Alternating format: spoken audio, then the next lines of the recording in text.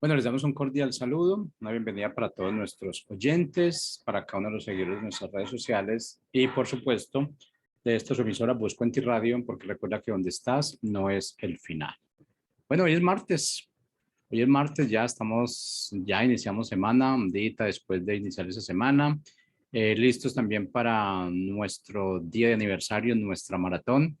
Así es que, bueno, ya completamos 2 años en este caminar. Gracias al Padre porque nos guía, porque nos orienta. Gracias al Padre por cada uno de los colaboradores que ha puesto a disposición de esta emisora. Agradezco para decirte, Rafael, que estamos muy contentos de tenerte con nosotros en esta emisora, que el tiempo que tú dedicas con cada mensaje, con la preparación que tienes para cada uno de ellos, pues realmente es algo que nos llega porque sabemos de dónde viene, quién lo envía, quién lo trae y sabemos que todo lo que se está haciendo es a conciencia. Y bueno, yo creo que esto no es es momento para dar gracias porque personas como ustedes están acá, Rafael. De verdad aprecio mucho que hayas tomado esa bandera, ese estandarte, que camines con él y que bueno, estamos con ese propósito y que es lo que el Padre nos ha mandado a hacer. Así es que muchas gracias. Bienvenido, Rafael. ¿Cómo estás? Muchas gracias, Jorge. Buenas tardes a todos y gracias por tus palabras, Jorge. En realidad es un privilegio poder hablar de la palabra y pues ya estamos listos para esta tarde aquí en el segmento Caminando con Jesús. El tema para esta tarde es la unidad con Cristo. Sobre eso es lo que voy a hablar. Bueno, iniciemos entonces, Rafael. Ok, muy bien. Pues estaba leyendo en la Biblia una de las oraciones más vehementes y poderosas que Jesús hizo al Padre y la hizo en un momento clave, la hizo antes de ser crucificado, cuando estaba con sus discípulos, cuando estaba en esa última cena y Jesús ora fervientemente al Padre pidiéndole por la unidad de sus discípulos. Una unidad, una palabra clave para toda la obra que continuarían los discípulos después de que Jesús ascendiera al cielo. Y esta oración está en el Evangelio de Juan, en el capítulo 17. Voy a leer a partir del versículo 21. Cuando Jesús está orando a su Padre, dice, para que todos sean uno, como tú, oh Padre, en mí y yo en ti. Y que también ellos sean uno en nosotros, para que el mundo crea que tú me enviaste. Una oración muy poderosa de Jesús, pero con un propósito de crear esa unidad, como es la unidad que él tiene con el Padre, el Hijo y el Espíritu Santo. Y Jesús estaba pidiendo eso para sus discípulos, que no solo entre ellos estuvieran juntos y unidos, sino que también como un solo cuerpo estuvieran unidos con él y con el Padre. Y Jesús continúa su oración y dice, yo les he dado la gloria que me diste para que sean uno, así como nosotros somos uno. Jesús en esa oración pues declara todo el trabajo que había hecho con los discípulos y podemos ver que uno de esos trabajos importantísimos fue que les enseñó a estar unidos en un mismo sentir, en un mismo espíritu. Jesús continúa su oración y dice en el versículo 23 de Juan 17, yo en ellos y tú en mí para que sean perfectos en unidad y para que el mundo crea que tú me enviaste y que los has amado a ellos como también a mí me has amado. Una oración que habla de perfección a través de la unidad y también de un pilar de fe para todo nuevo creyente al ver la unidad de los miembros de la Iglesia de Cristo. Dice, para que el mundo crea que tú me enviaste y que los has amado a ellos como también a mí me has amado. Entonces la obra que les iba a encomendar Jesús a sus discípulos requería unidad, porque de otra manera el mensaje que ellos iban a dar al mundo pues no iba a ser creíble si entre ellos mismos había descalificaciones. Y podemos decir que esa oración que levantó Jesús al Padre es como una herencia que dejó para los discípulos Jesús, sabiéndose próximo a su crucifixión y que iba a morir y a pelear con la muerte, levanta esa oración poderosa y es un legado que él quería dejar para los discípulos. Esa oración, pues, pretendía que hubiera unidad. ¿Para qué? ¿Es buena la unidad? Bueno, pues quería que entre sus discípulos hubiera una relación íntima, de amistad, que les ayudara a no sentirse solos en los momentos difíciles que iban a enfrentar. Esa unidad entre sus discípulos pues iba a ser necesaria para que ellos pudieran llevar a cabo la gran obra evangelística que les fue encomendada, y a través de esa unidad era la única manera de crear entre los discípulos ese ambiente en donde se pudiese expresar el amor entre ellos. A través de la unidad es la forma como la expresión del amor es más natural. Y bueno, la unidad permite una relación sana, libre de competencia desleal, libre de individualismo. Y Jesús tenía muchos motivos para pedirle al Padre esa unidad, y sobre todo que sus discípulos como miembros de la iglesia no estuvieran desconectados de Jesús ni del Padre, y que todo pudiese ser una unidad perfecta, el cielo y la tierra, y entre los discípulos. Y con esa oración, pues Jesús nunca trató nunca pretendió que esa unidad implicara que sus discípulos estuviesen todo el tiempo juntos. Desde luego que no se refería a que fueran unidos para estar en un espacio físico todo el tiempo, sino se refería a que aunque cada uno de ellos iba a tener caminos diferentes para la extensión del evangelio, pues sí, esa unidad implicaba que iban a estar en un mismo sentir, en un mismo espíritu, para llevar esas buenas noticias. Y bueno, el estar separados unos de otros, pues se arreglaba con las cartas que vemos en el Nuevo Testamento, ¿verdad? Y esa unidad que Jesús pidió al Padre, pues fue algo en lo que él trabajó durante su ministerio con los discípulos. Y aún así es algo tan espiritual la unidad, porque es tan frágil, todo atenta contra ella, que Jesús oró para que el Padre mantuviera esa unidad. Y pues se dice rápido, mantener unido a un grupo, a un equipo de personas, y más que esto iba a implicar el crecimiento de los discípulos. Y si vemos en las organizaciones seculares, rara vez se alcanzan en las empresas, en las organizaciones, esos niveles de unidad. Pero la unidad por la que Cristo oró, pues en primera, como dije, iba a ser necesaria para extender el evangelio, y en segunda no implicaba quitarle a nadie su propia identidad, porque podemos conservar nuestra identidad propia, pero estar de acuerdo en un mismo sentir. Dice la Escritura, andarán dos juntos si no se ponen de acuerdo, y la unidad te permite acordar, ponerte de acuerdo. Esa unidad que Jesús pidió para los discípulos era dejar a un lado el individualismo y salir adelante en las diferencias, que eran muchas las diferencias con las que se iban a encontrar por las situaciones que enfrentaban en el momento, por la diferencia de cultura, de carácter, de opinión. Pero cuando hay unidad, todas esas diferencias se pueden solventar y se pueden superar. Y eso es lo que Jesús quería de sus discípulos. Por eso es que estaba tan interesado en pedirle a su Padre, porque ellos estuvieran unidos. Como es nuestro deseo hoy en día en la iglesia de Cristo, ¿verdad? Pero vemos que aún hoy en día en la misma iglesia de Cristo no es tan fácil la unidad, porque a veces hay diferencias hasta en la forma como se lleva a cabo el servicio, el culto, y es motivo de juicio entre unos y otros, ¿no? Sin embargo, cuando la doctrina observa los pilares de la fe, pues la forma puede cambiar y no hay problema. Sin embargo, todos esos detalles pues hacen que la unidad a veces se rompa. Es algo que hay que conservar, y Jesús lo sabía y era lo que deseaba para sus discípulos, esa unidad en la que entre ellos se amaran, se sirvieran mutuamente, se ayudaran, se comprendieran y pues el estar unidos no se da tan fácil.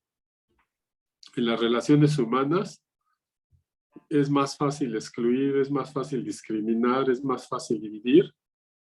Como que son habilidades intelectuales fáciles de aprender para el ser humano, a diferencia de la unidad que Cristo propuso para sus discípulos, que serán todas estas situaciones que ya mencioné, o esos sentimientos, pero la unidad que Cristo propone implica pagar un precio, porque en las relaciones humanas pues siempre hay diferencias o habrá desilusiones entre unos y otros, pero por encima de todas esas diferencias prevalece el amor entre ellos y por encima de esos intereses personales pues prevalecen los intereses colectivos, la misión que Jesús les encomendó a todos ellos, por encima de intereses personales o individuales. Entonces, lo que Jesús enseñó fue que el trabajo, la cooperación entre los discípulos era primero considerar las necesidades del prójimo, porque una vez que se ha logrado tener ese sentido de equipo, de preocuparse por el que está al lado, pues se logra un trabajo colectivo muy afortunado, un círculo virtuoso, digamos, y ese trabajo en equipo pues da una gran satisfacción, un sentido de unidad, un sentido de afecto, y los logros que se alcanzan pues cada uno los siente como propios, aunque unos hicieron una parte y otros hicieron otra parte, pero en la unidad perfecta de Cristo, dado que no hay competencia, pues todo el mundo se alegra con los gozos, con los logros de uno y otro, todo el mundo se goza. Y los discípulos de Jesús pues alcanzaron tal nivel de unidad que la gente los veía apoyándose, los veía queriéndose, pues veían a Jesús en ellos, por eso les llamaron cristianos por primera vez en Antioquía, y les decían cristianos porque eran como Cristo. Y también si leemos las epístolas o las cartas de Juan, podemos ver que entre ellos se llaman hermanos, aunque no tienen algún parentesco consanguíneo, pero era tal el afecto entre ellos que ya se llamaban hermanos. Y bueno, en muchas iglesias hoy en día, la gente que vive en esta unidad, pues igual se sigue llamando hermano, aunque no sea un pariente consanguíneo, pero eso de alguna manera es un indicador de la unidad que Cristo quería para su iglesia y para todo aquel que cree en su nombre, porque es la única manera de que se cumpla el gran mandamiento que nos dio: vayan a todo el mundo y prediquen a toda criatura. Es una obra muy extensa y pues nosotros podemos ver el cambio en los discípulos que eran gente común, como decían, gente del vulgo, sin letras, que desempeñaban oficios muy rudos en la pesca o sobrevivían ahí en medio de las ciudades donde Jesús los llamó. Pues como ejemplo podemos mencionar a Pedro, una persona que por su carácter arrojado podemos ver que en uno de los pasajes que utilizó una espada para tratar de impedir que arrestaran a Jesús y le cortó la oreja a Malco, el sirviente del sumo sacerdote.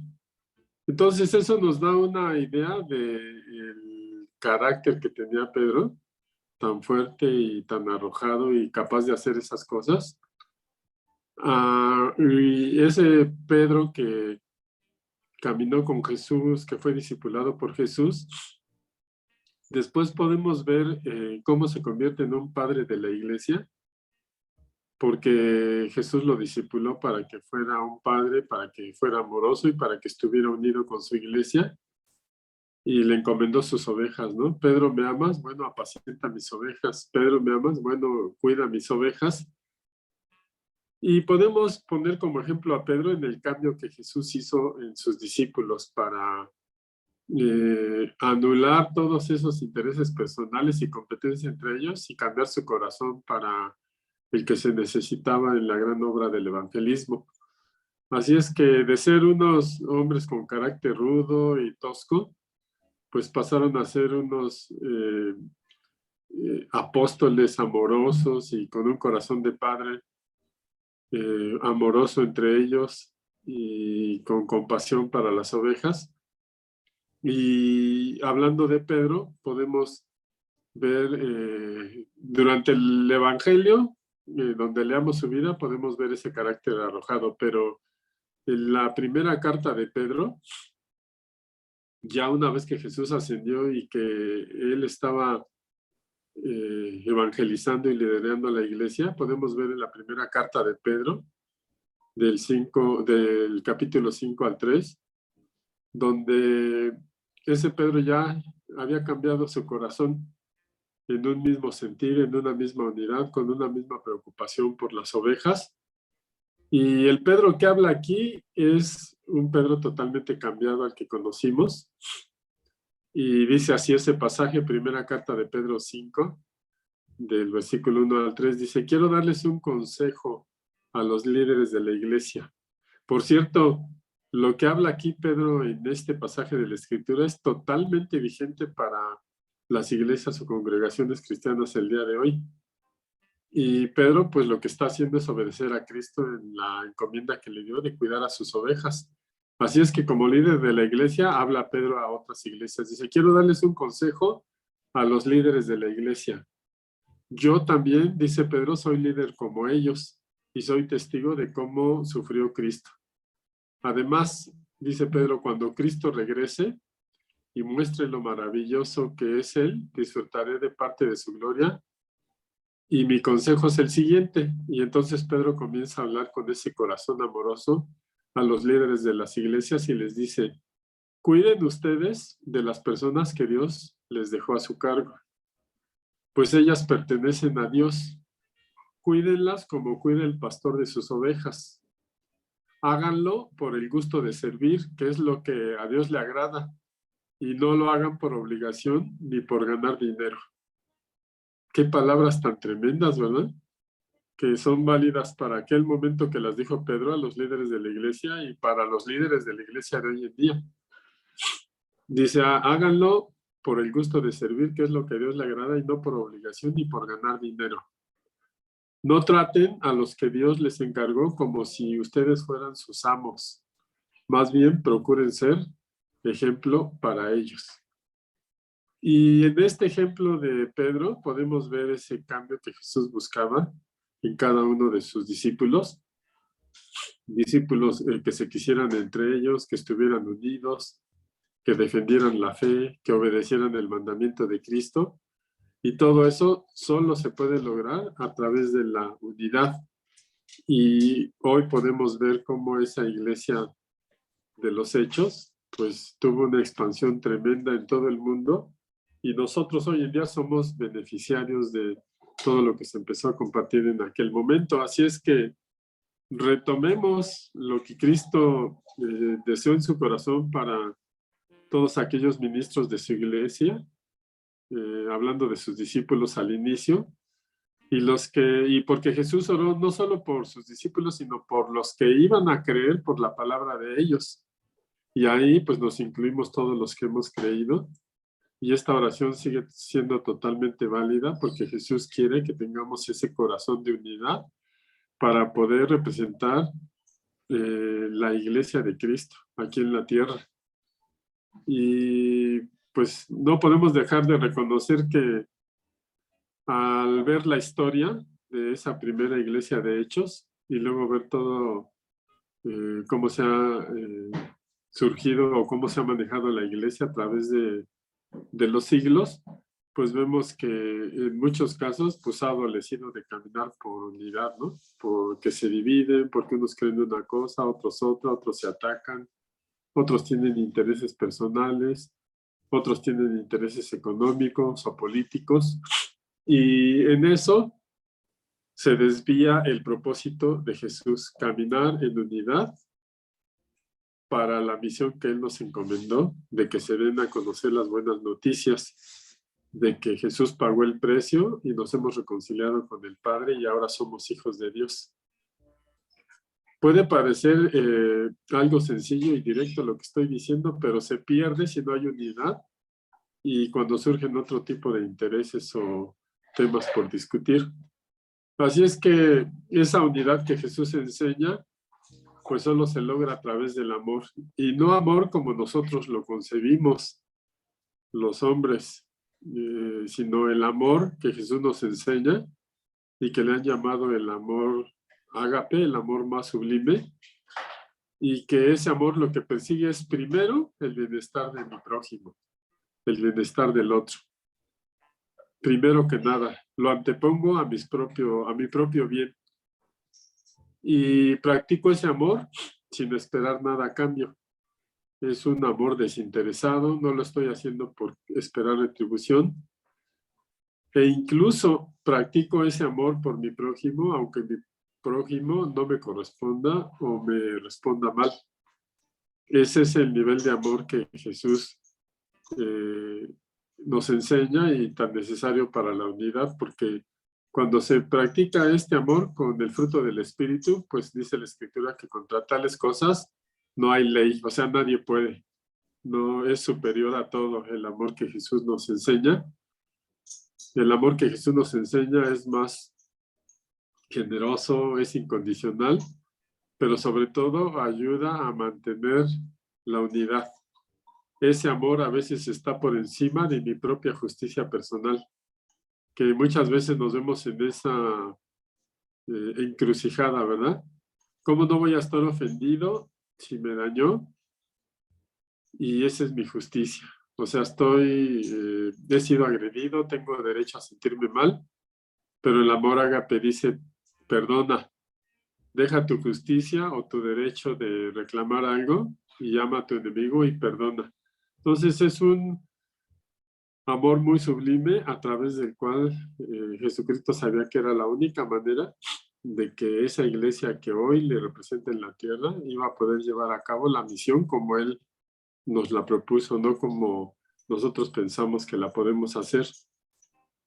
Y desde luego que pues el amar es una necesidad de todos, es una necesidad universal y todo el mundo necesita sentirse amado y el amor ágape que Jesús nos enseña, pues ese cubre cualquier necesidad de cualquier persona, cubre todas las necesidades y eso lo suple todo. Jesús nunca tuvo algún recurso que ofrecerle a sus discípulos, algún puesto que darles, alguna retribución económica que les motivara a seguir a Jesús. No, Jesús mismo declaró, el Hijo del Hombre no tiene siquiera dónde recostar la cabeza. Pero lo que sí tuvo Jesús para ellos fue mucho amor, mucha sabiduría a través de la cual les enseñó, pero sobre todo el amor por los demás y el ejemplo para que nosotros practiquemos ese mismo amor con nuestros semejantes. Y lo expresa el evangelista Juan de muchas maneras. Por ejemplo, Juan 13:34 dice, hablando de un mandamiento que Jesús nos da, dice, les doy un nuevo mandamiento, ámense los unos a otros. Y Jesús dice, un mandamiento nuevo, que no antes no se amaban, ámense unos a otros, y ustedes deben amarse, pero, dice Jesús, de la misma manera que yo los amo. O sea, con este amor incondicional ágape. Porque la forma como los hombres de ese tiempo de Jesús en su ministerio estaban acostumbrados era retribuirle al prójimo de acuerdo a como el prójimo te trataba, ¿no? Era la ley del talión. La ley del talión muy tremenda, ¿no? Ojo por ojo o diente por diente. Pero ahora Jesús les dice, ama a tu enemigo, si tu enemigo te golpea en una mejilla, pon la otra. Y pues este tipo de amor es desconcertante. El amor que Cristo enseña a sus discípulos es tan elevado que sobrepasa toda lógica humana. Y Jesús lo dice en Mateo 5:44, dice, ahora yo les digo, amen a sus enemigos y oren por quienes los maltratan. Esa forma de amar que nos enseña Jesús, pues implica pagar un precio muy alto de nuestro propio yo. Porque, ¿cómo podemos amar a alguien que nos ha causado daño? ¿Cómo podemos amar al prójimo si a veces ni siquiera yo mismo me puedo perdonar? Entonces hay que pagar un precio para renunciar a mi propio yo y obedecer a Jesucristo en profesar ese nivel de amor. Porque sin ese nivel de amor, pues no se da la unidad por la que Cristo oró al Padre para que todos nosotros estuviéramos así como su iglesia. Y bueno, en nuestra sociedad moderna y en las grandes ciudades, pues siempre es más fácil hacer enemigos que amigos. Vivimos en un mundo, como lo dice Timoteo, que sería en los últimos tiempos, un mundo de individualismo y de competencia. Y nosotros mismos nos hemos vuelto juiciosos y exigentes. Cualquier persona que no cumpla nuestras expectativas o que piense diferente, pues lo podemos considerar como nuestro enemigo. Si hay alguien que no está caminando en la dirección que yo deseo, pues simplemente lo considero un enemigo al que ignoro. Lo mínimo que hago es ignorarlo. Lo máximo que hago es rechazarlo o agredirlo. Y alguien que piense diferente, pues incluso lo puedo considerar mi enemigo, y ese es un tipo de sentimiento y cultura que atenta contra el amor incondicional que nos enseñó Jesús. Y el colmo sucede hasta en la propia iglesia de Cristo, este tipo de actitudes. Por eso hoy debemos tener presente y no debemos olvidar lo que Jesús nos enseñó y lo que Él deseó para todos nosotros, estar unidos en amor. Porque solo aquellas personas que logran obedecer a Cristo son las que se pueden liberar de esas emociones y pueden renunciar a su propia justicia para amar a su prójimo. Y Jesús sabe que amando a nuestro prójimo somos verdaderamente libres, libres de ese enojo, de ese estrés y de esa angustia que nos provoca este tipo de relaciones, y que además no es constructiva. Ese tipo de relación en un grupo, en un equipo, pues al final hace que todo el mundo fracase, ¿verdad? Todo el mundo no consiga el objetivo que se han propuesto, ¿verdad? ¿De qué les sirve trabajar unidos si todos van a salir derrotados juntos cuando la actitud no es buena? Y entonces, de alguna manera, esta situación se sabe que existe entre las personas, y por eso las familias, las empresas, las organizaciones siempre buscan pues ese tipo de entrenamiento para que las relaciones entre sus miembros sean armónicas, pero en realidad la verdadera unidad solo se logra practicando el amor que Jesús nos enseña. Y eso es lo que nos explica cómo es posible el cambio en los discípulos de Jesús, de ser como eran, que ya lo hemos descrito, hombres rudos y toscos, a ser esos apóstoles amorosos y padres de la iglesia. El amor que Jesús les enseñó a esos hombres toscos y rudos fue tal que aceptaron a las mujeres dentro de los discípulos de la iglesia. Porque recordemos que pues la mujer siempre ha tenido un papel muy marginal en todas las sociedades formadas por los hombres y para los hombres, y pues la mujer siempre ha batallado mucho en ese aspecto. Y en la época de Jesús no era la excepción, una sociedad donde la mujer era muy marginada. Lo podemos ver en muchos detalles de las narraciones en los evangelios de Jesús. Pero Jesús puso tal amor en su equipo que pues las mujeres eran aceptadas ahí, respetadas. Y bueno, curiosamente las mujeres mostraron una gran sensibilidad por ese amor que Jesús enseña. y hay muchos ejemplos, ¿no? Podemos mencionar a María, la hermana de Lázaro, que lavó los pies de Jesús y le puso perfume, y Jesús declaró que esa acción iba a ser siempre recordada. Y pues las mujeres en el ministerio de Jesús siempre incluso fueron más rápidas en reconocer ese lenguaje de amor que Jesús nos enseña, ¿no?